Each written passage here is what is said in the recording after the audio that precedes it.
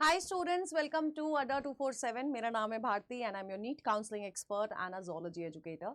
NEET 2025 counselling MCC की has already begun. Round 1 के result आ चुके हैं सारे, ऑलमोस्ट सारी स्टेट्स के भी एंड एमसीसी का भी, and reporting has been started.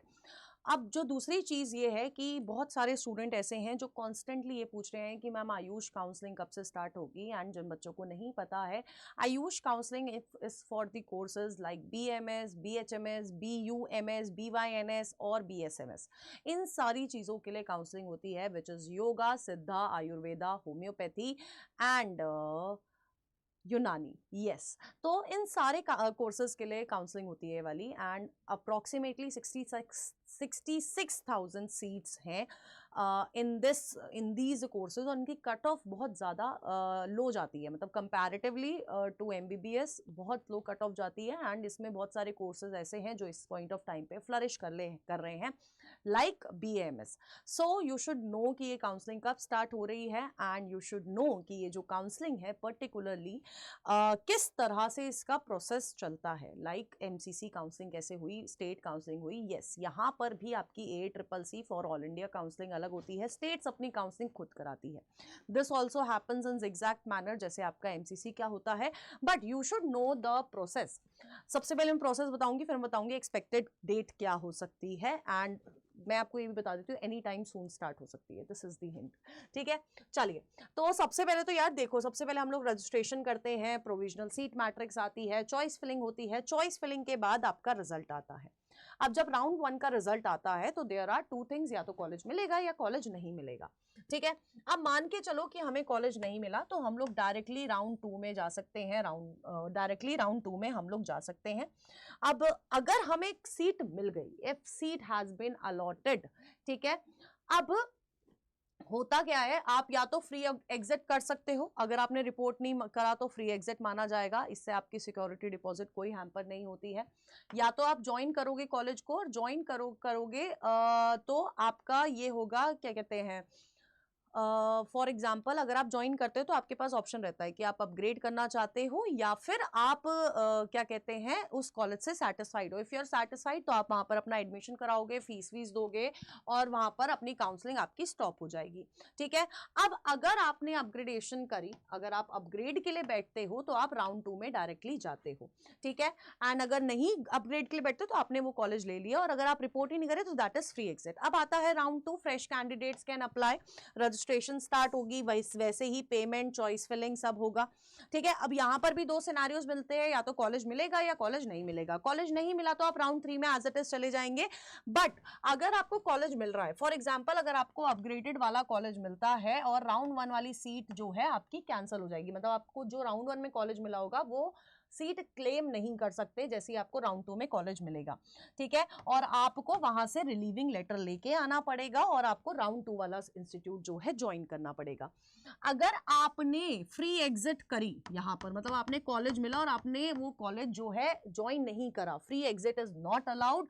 और अगर ऐसा किया तो आपकी जो फीस है, जो आप सिक्योरिटी डिपॉजिट दोगे, which is 10,000 and 50,000 for deemed universities, that would be forfeited. वो आपको वापस नहीं मिलेगा. ठीक है, अब या तो आपने वो कॉलेज ज्वाइन कर लिया है ना, अगर आपने वो कॉलेज ज्वाइन करा और उसके बाद आपने 3 दिन पहले, मतलब ज्वाइन करने के बाद जो राउंड 3 स्टार्ट होता है उसमें 3 दिन पहले आपने उसमें विड्रॉ कर दिया वहां से, है ना, आप गए और आपने वहां से रिजाइन कर दिया, तो वो भी आपको, देखो यहां पर, if withdrawn with forfeiture 3 days prior to commencement of round 3 can participate in round 3 by paying complete fees again. आप रिजाइन कर देते हो, रिजाइन इज ओके, लेकिन आपकी सिक्योरिटी फीस क्या होगी, फोरफिट हो जाएगी. अब अगर आप राउंड 3 में पार्टिसिपेट करना चाहते हो तो आपको फिर से पूरी फीस जो है भरनी पड़ेगी. ठीक है, अब नेक्स्ट क्या है, आप या तो आपने कॉलेज ज्वाइन कर लिया है, दैट इज फाइन, और अगर आप कॉलेज मिल जाता है आप उसको अपग्रेड पे डाल सकते हो. अपग्रेड पे नहीं डाल रहे हो तो आप you can continue over there. फिर आता है राउंड 3. राउंड 3 में सिमिलर केसेस बनते हैं, ये कॉलेज अलॉट हुआ, नहीं हुआ तो आप स्ट्रे वैकेंसी राउंड में चले जाते हो. एंड राउंड 3 में अगर आपको अपग्रेडेड कॉलेज मिल जाता है तो राउंड 2 वाले कॉलेज पे आपका कोई हक नहीं रहेगा. ठीक है।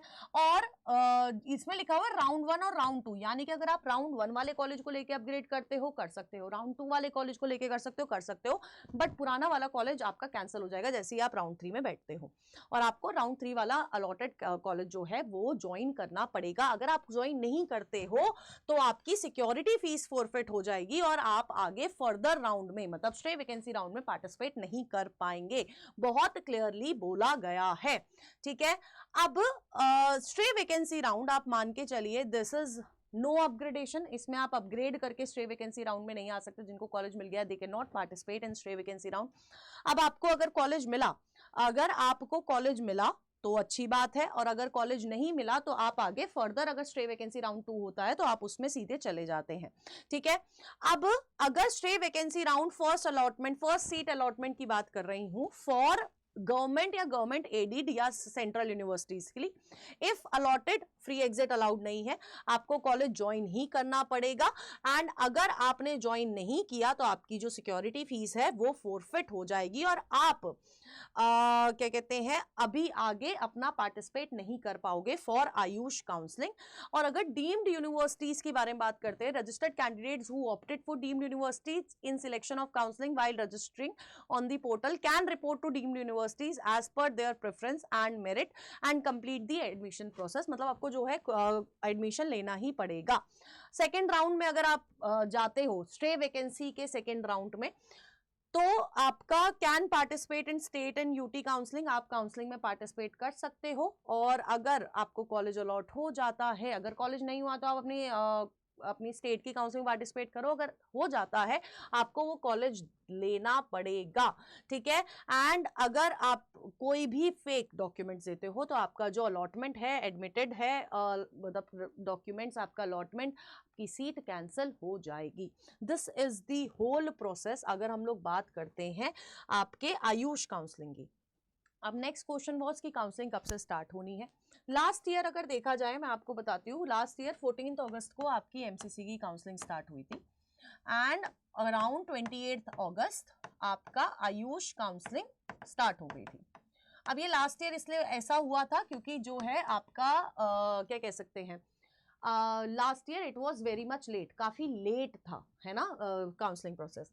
इस साल भले ही काउंसलिंग 17 जुलाई से स्टार्ट हो चुकी है बेटा जी, लेकिन आपका जो रिजल्ट है काउंसलिंग का वो अभी आया है ना, वो अभी आया है, जस्ट अभी 14 तारीख से पहले ही आया है ना। तो आप मान के चलिए कि इस साल भी आपका, क्योंकि यूजुअली ऐसा होता है कि आयुष काउंसलिंग स्टार्ट होती है जब आपका राउंड 3 चल रहा होता है एमसीसी का, तो इस साल इट मे हैपन कि आपकी जो काउंसलिंग है वो पिछले साल की तरह हो और एंड ऑफ अगस्त में स्टार्ट हो जाए, एंड ऑफ अगस्त, या फिर आप मान के चलिए यार फर्स्ट वीक ऑफ अगस्त में तो स्टार्ट हो ही जाएगा, फर्स्ट वीक ऑफ अगस्त में स्टार्ट हो ही जाएगा। So be ready with your preference list. आपको पता है आप एमबीबीएस आपको नहीं मिल रही है, बीडीएस नहीं मिल रही है, you should opt for Ayush counselling और उसमें बीएमएस कोर्स को टारगेट करो।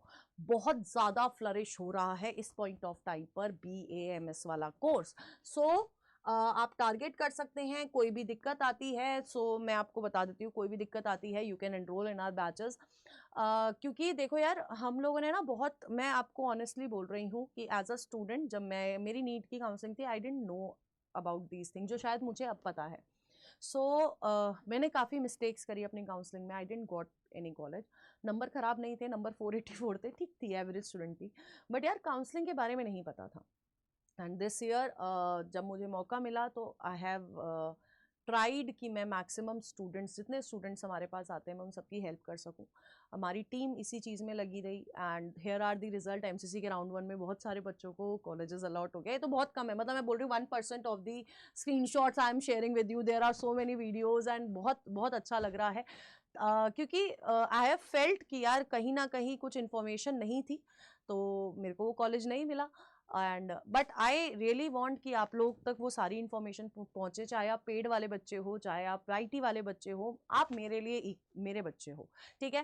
तो मैंने वाईटी पे भी पूरी कोशिश करी है कि आप लोगों को क्या कह सकते हैं, आपको हर एक डिटेल, हर एक वीडियो, हर एक अपडेट, हर एक चीज़ समझाने की कोशिश करूं। तो I have done that on my part. और पेड वाले बच्चों को ऑब्वियसली क्या कहते हैं, सब कुछ प्रोवाइड करा गया है प्रेफरेंस लिस्ट तक। तो और अगर आप आयुष काउंसलिंग के लिए हमारे साथ जुड़ना चाहते हैं, you can enroll in any of our batches 1 या 1 प्रो में। आप कोड यूज़ कर सकते हैं ZBBS, और ZBBS जब आप कोड यूज़ करेंगे तो आपको मैक्सिमम डिस्काउंट मिल जाएगा। And you can follow me on my Telegram channel as well. यहाँ पर आपको सारी अपडेट्स मिल जाती हैं अगर आप हमारे बैच में नहीं हो, क्योंकि बैच में हो तो कम्युनिटीज़ में आ जाएगी, अगर आप बैच में नहीं हो तो आप इस टेलीग्राम चैनल पे ज्वाइन हो सकते हैं। बट मेरे को ऐसा लगता है कि counselling being such a complex process, आपको आई गेस हम लोग आपसे 30-40,000 चार्ज नहीं कर रहे हैं, हम लोग आपसे कुछ छुपाएंगे नहीं, हमारे डेटा में आपको ट्रांसपेरेंसी मिलेगी, हमने किस बेसिस पे प्रेफरेंस लिस्ट बनाई है ये भी बताएंगे, और ये बताया गया है, ठीक है। तो व्हाट आई वुड सजेस्ट कि आप जो है इन दोनों बैचेस में से किसी एक में भी एनरोल कर लीजिए। Links are in the chat box, comment box, and all the best. Stay tuned on doctor Zarda for further updates. Thank you.